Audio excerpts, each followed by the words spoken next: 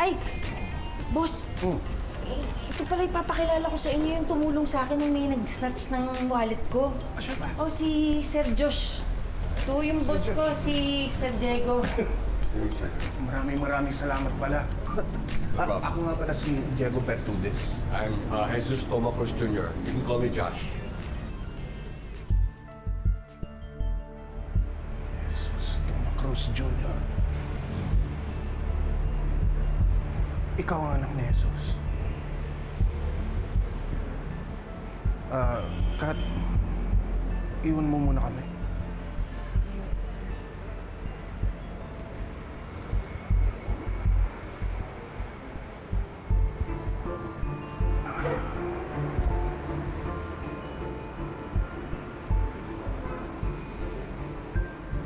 Ano bang naalala mo tungkol sa tatay mo? I hate him.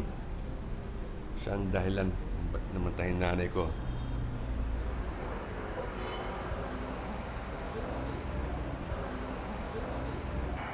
Alam mo, Josh, iniligtas ka ng tatay mo laban sa amin at sa grupo ko. Kain ng kain.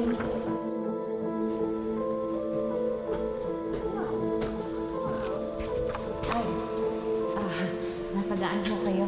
Sa isang linggo pa po ang bayad namin ng upa, di po ba? Kailangan na ni boss ng pera. Kailangan ng magbayad mo. Sir, sa isang linggo po yung sweldo ni Jesus. Alam mo, wala akong pakialam. Pero itong gagawin natin. Aabunuhan ko muna. Sir, Diyan ka na! sir, wag naman po. Maawa naman po kayo, maawa Sir. naman po kayo. Paano nyo na po awa? Ingitera ka na. Sa inyo, hindi po Gusto mo ikaw yung... Wag po naman. Maawa naman po kayo. Ikaw yung isus! Wag po. Wag po. Ayaw! Diyos ko po.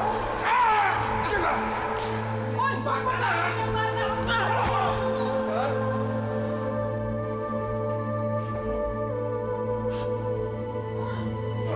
Alagya ka!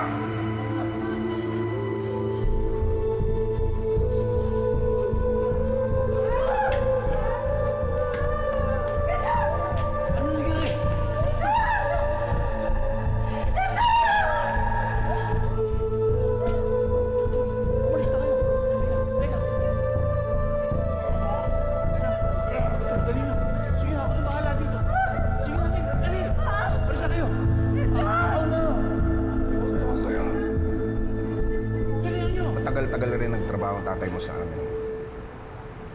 Marami-rami rin ang pinatumba ng grupo ko sa kanya.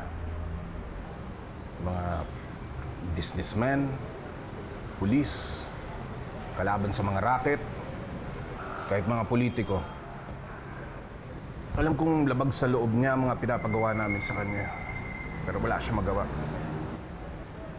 Kailangan niyang pagbayaran ang pagkakasaksak ng nanay mo sa akin. At para rin proteksyonan kayo.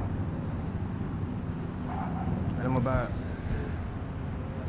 tuwing may pinapatrabaho kami sa kanya, lagi niyang tinatanggihan. Pero pag sinabi namin sa kanya, nasasaktan namin kayong mag-ina, agad-agad naman siyang pumapayag.